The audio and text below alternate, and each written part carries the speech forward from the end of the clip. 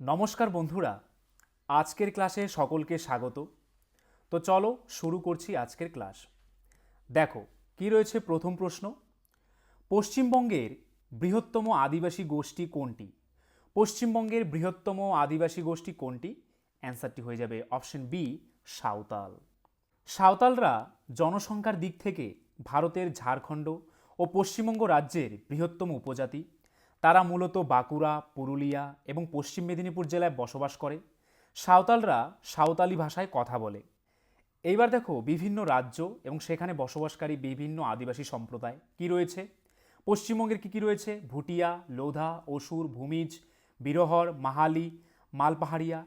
আসামের কী কী রয়েছে? খাসি, মিকির, চুটিয়া, চাকমা, অবর, বৌরা, কাচারি।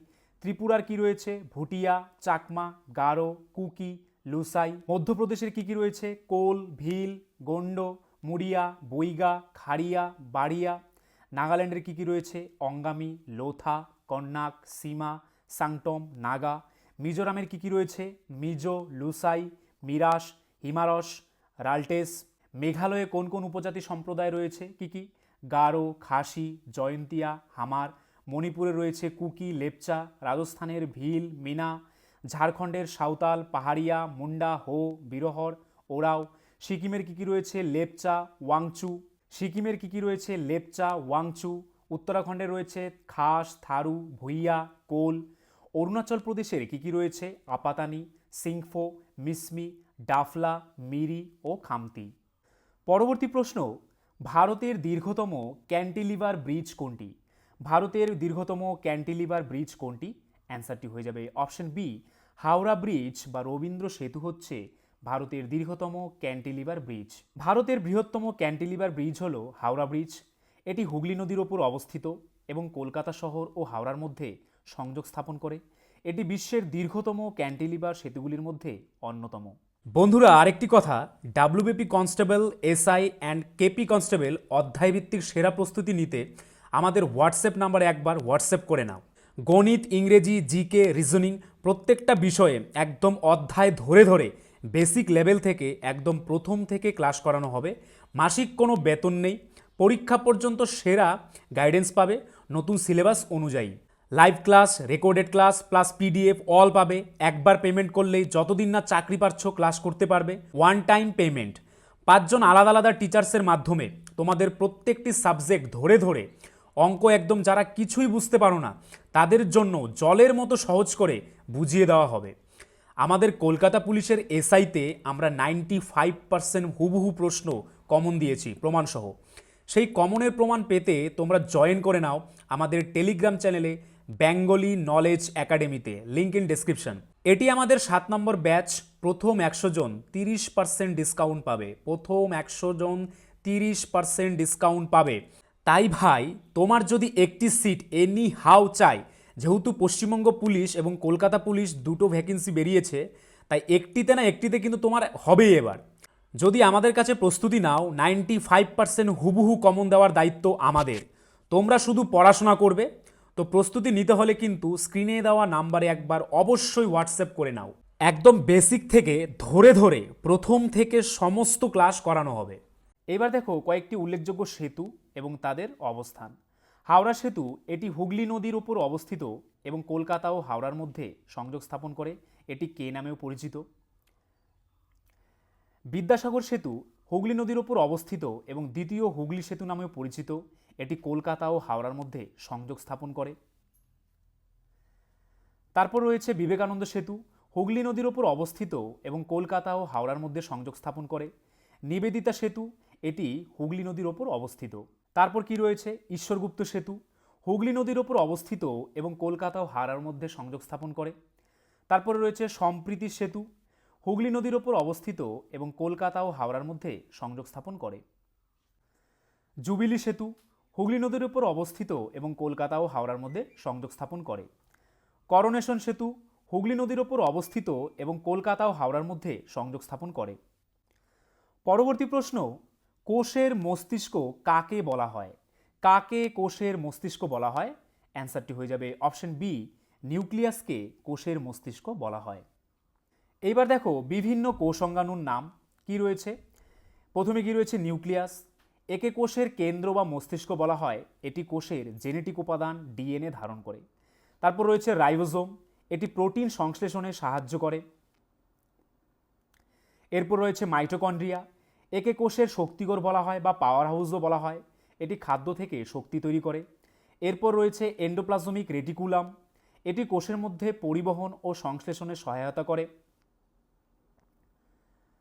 তারপর রয়েছে গলগি বডি, এটি প্রোটিন ও অন্যান্য বৃহৎ অণু সংশ্লেষণে সহায়তা করে। লাইসোজোম, এটি কোষের আবর্জনা পরিষ্কার করে। ভ্যাকুওল, এটি কোষের অভ্যন্তরে সঞ্চয় ও আবর্জনা নিষ্কাশনে সাহায্য করে। ক্লোরোপ্লাস্ট, এটি উদ্ভিদ কোষের অঙ্গাণু যা সালোক সংশ্লেষণে সাহায্য করে। তারপর রয়েছে সেন্ট্রিওল, এটি কোষ বিভাজনে সাহায্য করে। তারপর রয়েছে কোষ প্রাচীর, এটি উদ্ভিদ কোষের বাইরে শক্ত আবরণ যা কোষকে সমর্থন ও রক্ষা করে। তারপর রয়েছে সাইটোপ্লাজম, এটি কোষের অভ্যন্তরের জেলির মতো তরল অংশ যেখানে বিভিন্ন অঙ্গাণু বিদ্যমান থাকে। পরবর্তী প্রশ্ন, পৃথিবীর বৃহত্তম জাতীয় উদ্যান কোনটি? পৃথিবীর বৃহত্তম জাতীয় উদ্যান কোনটি? অ্যান্সারটি হয়ে যাবে অপশন সি, গ্রিনল্যান্ড জাতীয় উদ্যান। পৃথিবীর বৃহত্তম জাতীয় উদ্যান হল উত্তর পূর্ব গ্রিনল্যান্ড জাতীয় উদ্যান। এটি গ্রিনল্যান্ডে অবস্থিত এবং এর আয়তন প্রায় 9,72,000 বর্গ কিলোমিটার। এটি 1974 সালে প্রতিষ্ঠিত হয়েছিল এবং 1988 সালে এলাকা সম্প্রসারণ সম্পন্ন করা হয়েছিল। তারপর দেখো কিছু উল্লেখযোগ্য রাজ্যের উল্লেখযোগ্য জাতীয় উদ্যান কি রয়েছে। কি কি জাতীয় উদ্যান রয়েছে? ইন্দোর-কিল্লা জাতীয় উদ্যান, ক্ষীরগঙ্গা জাতীয় উদ্যান, সিম্ভলভারা জাতীয় উদ্যান, পিন ভ্যালি জাতীয় উদ্যান ও গ্রেট হিমালয়ান জাতীয় উদ্যান। আন্দামান ও নিকোবর দ্বীপপুঞ্জের কী কী রয়েছে? মহাত্মা গান্ধী মেরিন জাতীয় উদ্যান, Middle Button Island National Park, Mount Harriet জাতীয় উদ্যান, North Button Island National Park, Saddle Peak জাতীয় উদ্যান, South Button Island National Park, Campbell Bay জাতীয় উদ্যান, গালাথিয়া উপসাগরীয় জাতীয় উদ্যান, রানী ঝাঁসি মেরিন ন্যাশনাল পার্ক। তারপর দেখো অরুণাচল প্রদেশের কী কী রয়েছে? নামদাফা জাতীয় উদ্যান, মৌলিং জাতীয় উদ্যান। ত্রিপুরার কী রয়েছে? ক্লাউডেড লেপার্ড জাতীয় উদ্যান, বাইসন জাতীয় উদ্যান। তেলেঙ্গানার কী কী রয়েছে? কাশু ব্রহ্মানন্দ রেড্ডি জাতীয় উদ্যান, মহাবীর হরিণা বনস্থলী জাতীয় উদ্যান, মৃগবনী জাতীয় উদ্যান। মেঘালয়ের কী কী রয়েছে? নকরেক জাতীয় উদ্যান, বলফ্রাক্রম জাতীয় উদ্যান। হরিয়ানার কী কী রয়েছে? কালেসার জাতীয় উদ্যান, সুলতানপুর জাতীয় উদ্যান। মিজোরামের কী কী রয়েছে? মুরলেন জাতীয় উদ্যান, ফংপুই ব্লু মাউন্টেন জাতীয় উদ্যান। তারপর দেখো বেতালা জাতীয় উদ্যান কোথায় অবস্থিত? ঝাড়খণ্ডে। হেমিস জাতীয় উদ্যান লাদাখে। বাল্মীকি জাতীয় উদ্যান বিহারে। কেইবুল জাতীয় উদ্যান মণিপুরে। কাঞ্চনজঙ্ঘা জাতীয় উদ্যান সিকিমে। দুধুয়া জাতীয় উদ্যান উত্তরপ্রদেশে। ইনটাঙ্কি জাতীয় উদ্যান কোথায় অবস্থিত? নাগাল্যান্ডে। মোল্লেম জাতীয় উদ্যান কোথায় অবস্থিত? গোয়াতে। পরবর্তী প্রশ্ন, বিশুদ্ধ বরফের স্ফুটনাঙ্ক কত? বিশুদ্ধ বরফের স্ফুটনাঙ্ক অপশন বি 100 ডিগ্রি সেলসিয়াস। বিশুদ্ধ বরফের গলনাঙ্ক 0 ডিগ্রি সেলসিয়াস এবং স্ফুটনাঙ্ক 100 ডিগ্রি সেলসিয়াস।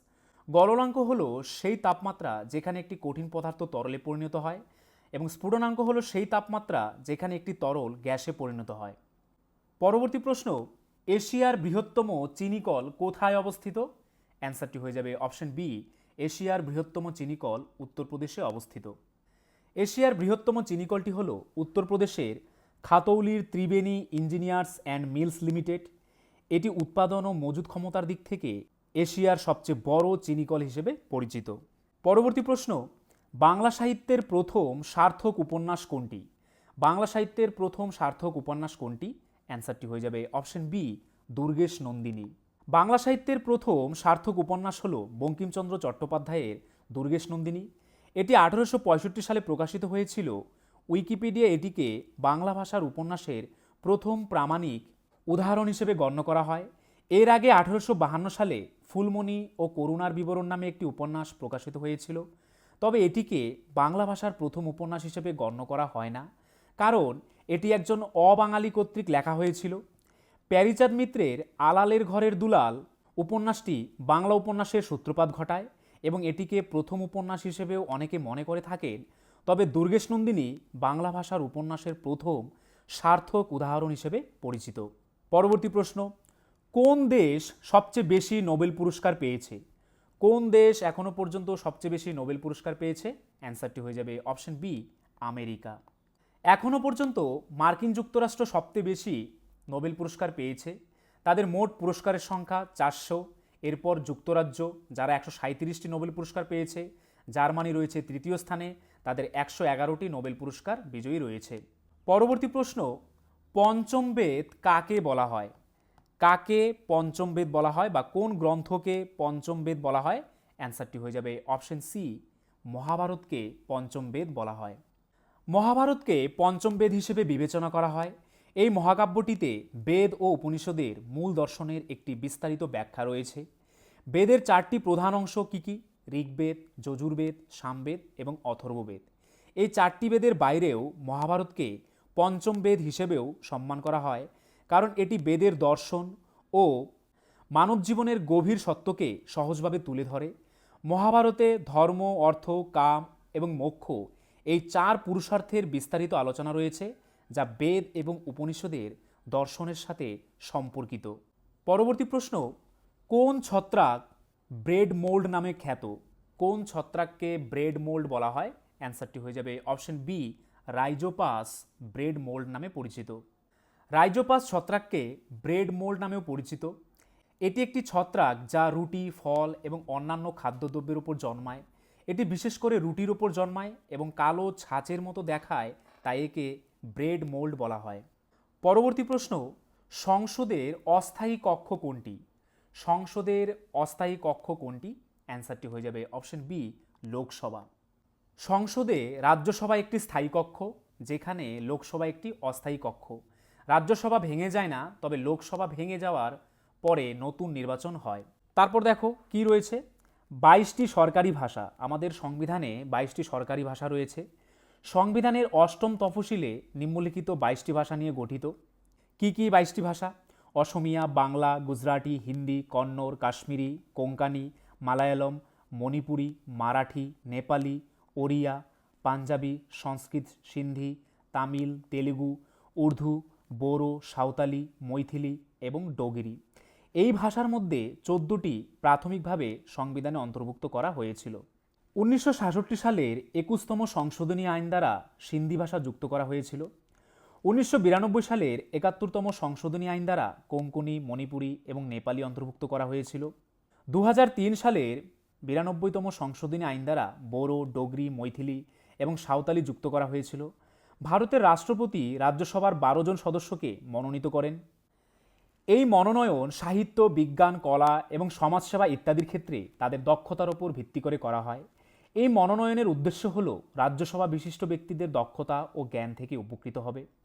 এই বিধান ভারতীয় সংবিধানের 80 ধারায় উল্লেখিত।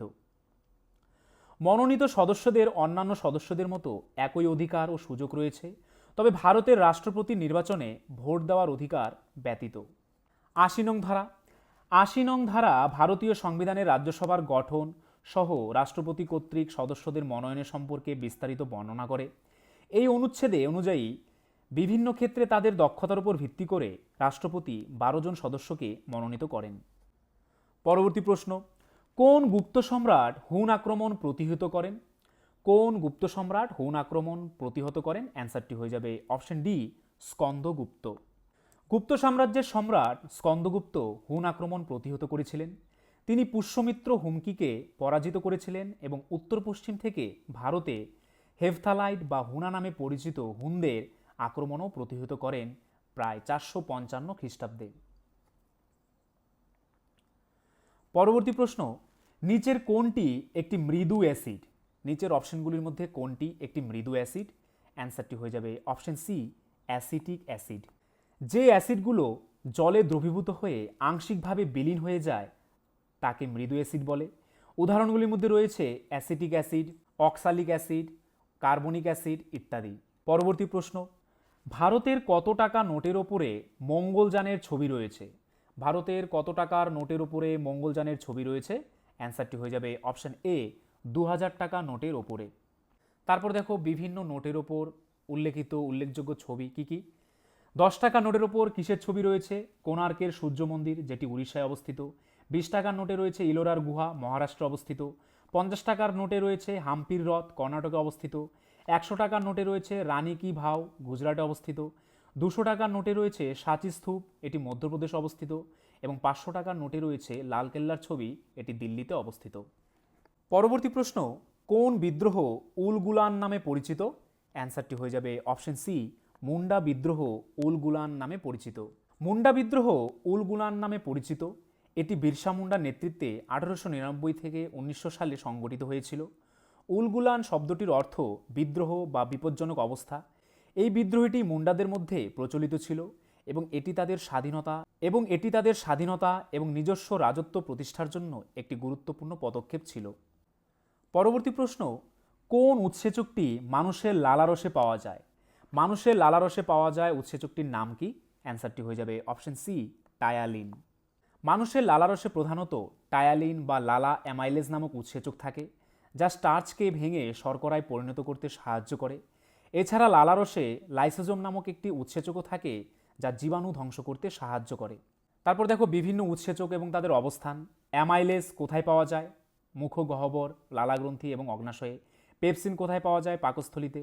ট্রিপসিন অগ্নাশয়ে এবং লাইপেজ অগ্নাশয়ে। পরবর্তী প্রশ্ন, প্রতি বছর কোন দিনের মধ্যে বার্ষিক জিএসটি রিটার্ন জমা করতে হয়? অ্যান্সারটি হয়ে যাবে অপশন সি, 31শে ডিসেম্বরের মধ্যে বার্ষিক জিএসটি রিটার্ন জমা করতে হয়।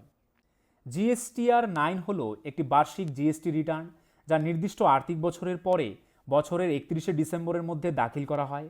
জিএসটিআর 9 রিটার্নে বিক্রয়, কেনাকাটা এবং জিএসটি চার্জ করা থাকে এবং আর্থিক বছরে একই অর্থ প্রদান করা হয়। পরবর্তী প্রশ্ন, বিশ্বের প্রাচীনতম ক্রীড়া হিসেবে কোন খেলাটিকে ধরা হয়? অ্যান্সারটি হয়ে যাবে অপশন ডি, কুস্তি। কুস্তি হচ্ছে বিশ্বের একটি প্রাচীনতম ক্রীড়া। বিশ্বের প্রাচীনতম খেলা হিসেবে কুস্তি খেলাটিকে ধরা হয়। কুস্তি খেলার প্রমাণ প্রায় 15,300 বছর আগে ফ্রান্সের লাসকাক্সে পাওয়া গেছে, যেখানে গুহাচিত্রের মাধ্যমে কুস্তিগীরদের চিত্রিত করা হয়েছে। পরবর্তী প্রশ্ন, নিচের মধ্যে কে পশ্চিমবঙ্গের প্রথম মহিলা রাজ্যপাল ছিলেন? পশ্চিমবঙ্গের প্রথম মহিলা রাজ্যপাল কে? অ্যান্সারটি হয়ে যাবে অপশন এ, পদ্মজা নাইডু। পদ্মজা নাইডু পশ্চিমবঙ্গের পঞ্চম রাজ্যপাল ছিলেন। 1956 সালে তিনি পশ্চিমবঙ্গের রাজ্যপাল নিযুক্ত হন।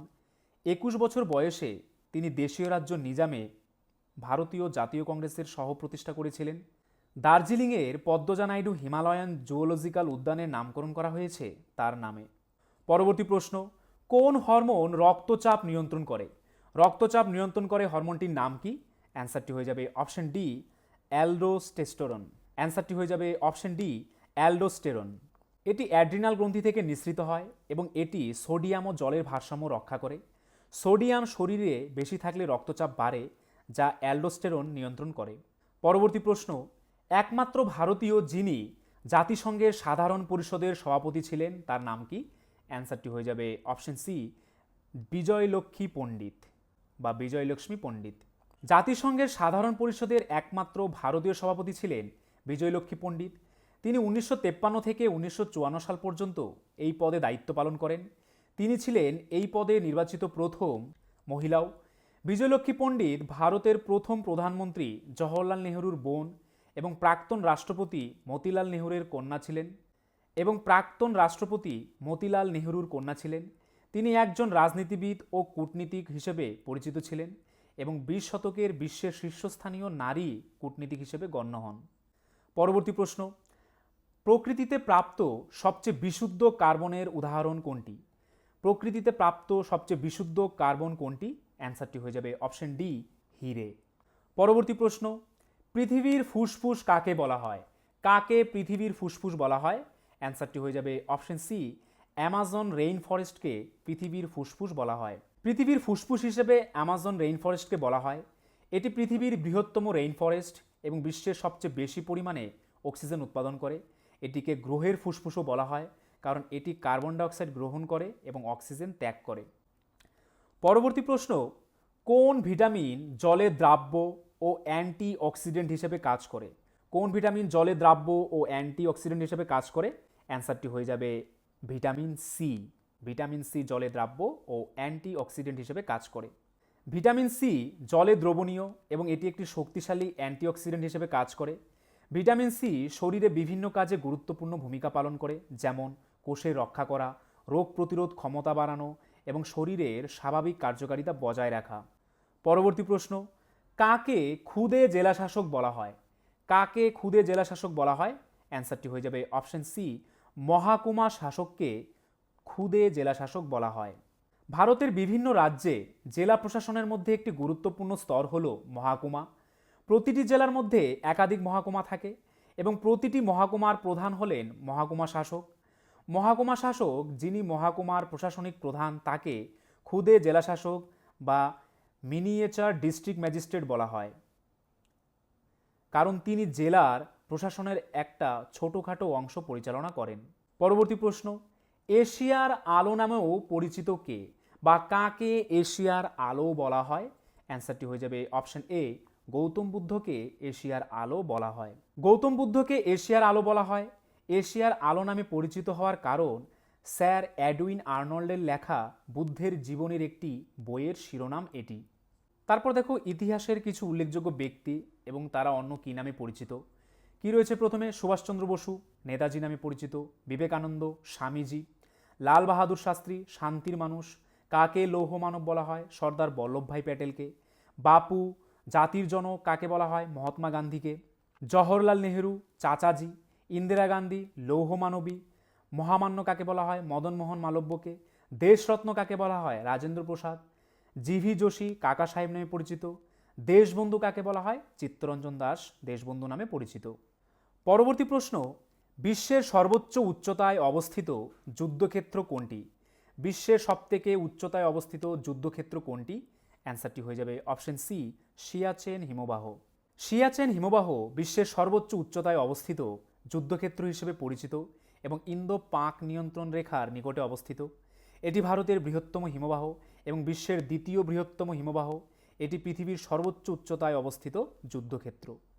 প্রশ্ন, ক্যান্সার চিকিৎসায় কোন নিষ্ক্রিয় গ্যাস ব্যবহৃত হয়? ক্যান্সার চিকিৎসায় কোন নিষ্ক্রিয় গ্যাস ব্যবহৃত হয়? অ্যান্সারটি হয়ে যাবে অপশন এ, রেডন গ্যাস ব্যবহৃত হয়। ক্যান্সার চিকিৎসায় রেডন নামক নিষ্ক্রিয় গ্যাস ব্যবহার করা হয়। এটি একটি তেজস্ক্রিয় গ্যাস যা রেডিওথেরাপিতে ক্যান্সার কোষ ধ্বংস করতে সাহায্য করে। রেডন ক্যান্সার কোষকে ধ্বংস করার পাশাপাশি সুস্থ কোষের ওপরও ক্ষতিকর প্রভাব ফেলতে পারে, তাই এটি সতর্কতার সাথে ব্যবহার করা হয়। পরবর্তী প্রশ্ন, কোন ঘটনা 1857 সালের বিদ্রোহের সূত্রপাত করেছিল? কোন ঘটনাকে কেন্দ্র করে 1857 সালের বিদ্রোহের সূত্রপাত করেছিল? অ্যান্সারটি হয়ে যাবে অপশন বি, ভারতীয় সৈন্যদের দ্বারা এনফিল্ড রাইফেলের ব্যবহার। এই ঘটনাকে কেন্দ্র করেই 1857 সালের বিদ্রোহের সূচনা হয়েছিল। 1857 সালের মহাবিদ্রোহের সূচনা ঘটেছিল মিরাটের গ্যারিসন শহরে কোম্পানির সেনাবাহিনীর সিপাহীদের বিদ্রোহের মাধ্যমে, যা 1857 সালের 10ই মে তারিখ শুরু হয়েছিল। এই বিদ্রোহের তাৎক্ষণিক কারণ ছিল নতুন এনফিল্ড রাইফেল চালু করা, যার জন্য সিপাহীদের গ্রিসযুক্ত কার্তুজ ব্যবহার করতে হতো, যা হিন্দু ও মুসলিমদের ধর্মীয় অনুভূতিতে আঘাত করত। পরবর্তী প্রশ্ন, ইন্টারনেটের সর্বপ্রথম সার্চ ইঞ্জিন কোনটি? ইন্টারনেটের সর্বপ্রথম সার্চ ইঞ্জিন কোনটি? অ্যান্সারটি হয়ে যাবে অপশন বি, আর্চি। আর্চি হলো ইন্টারনেটের সর্বপ্রথম সার্চ ইঞ্জিন। ইন্টারনেটের সর্বপ্রথম সার্চ ইঞ্জিন ছিল আর্চি। এটি 1990 সালে অ্যালান এমটেচ নামে এক ছাত্র তৈরি করেন, উইকিপিডিয়া অনুসারে। এবার দেখো বিভিন্ন আবিষ্কার এবং তাদের আবিষ্কর্তা কি রয়েছে। রক্তের গ্রুপকে আবিষ্কার করেন কার্ল ল্যান্ডস্টেইনার। কোষকে আবিষ্কার করেন Robert Hooke. Oxygen Joseph Priestley. হাইড্রোজেনকে আবিষ্কার করেন হেনরি ক্যাভেন্ডিশ। নাইট্রোজেনকে আবিষ্কার করেন রাদারফোর্ড। পোলিও টিকাকে আবিষ্কার করেন জোনাস সল্ক। বসন্ত টিকাকে আবিষ্কার করেন এডওয়ার্ড জেনার। জলাতঙ্ক রোগের টিকাকে আবিষ্কার করেন লুই পাস্তুর। ম্যালেরিয়ার জীবাণু রোনাল্ড রস। Chloroform James Simpson. রক্ত সংবহনকে আবিষ্কার করেন উইলিয়াম হার্ভে। এক্স রশ্মি উইলহেম রন্টজেন। আণবিক বোমা ওপেনহাইমার। পেনিসিলিনকে আবিষ্কার করেন আলেকজান্ডার ফ্লেমিং। নিউট্রনকে আবিষ্কার করেন চ্যাডউইক। তো বন্ধুরা, এই ছিল আজকের ভিডিও। তোমরা যদি আমাদের চ্যানেলে নতুন হয়ে থাকো, আমাদের চ্যানেলটিকে অবশ্যই সাবস্ক্রাইব করে নোটিফিকেশন অল করে রাখবে। তার পাশাপাশি তোমরা যদি আমাদের পুলিশের ব্যাচে অ্যাডমিশন নিতে চাও, তাহলে আমাদের স্ক্রিনে দেওয়া নাম্বারে একবার এক্ষুনি হোয়াটসঅ্যাপ করে নাও। আর আজকের ভিডিওর যদি পিডিএফ পেতে চাও, তাহলে আমাদের টেলিগ্রাম চ্যানেলে জয়েন করে নাও, বেঙ্গলি নলেজ একাডেমি এই চ্যানেলে, যেটি এই ভিডিও ডেসক্রিপশনে দেওয়া রয়েছে।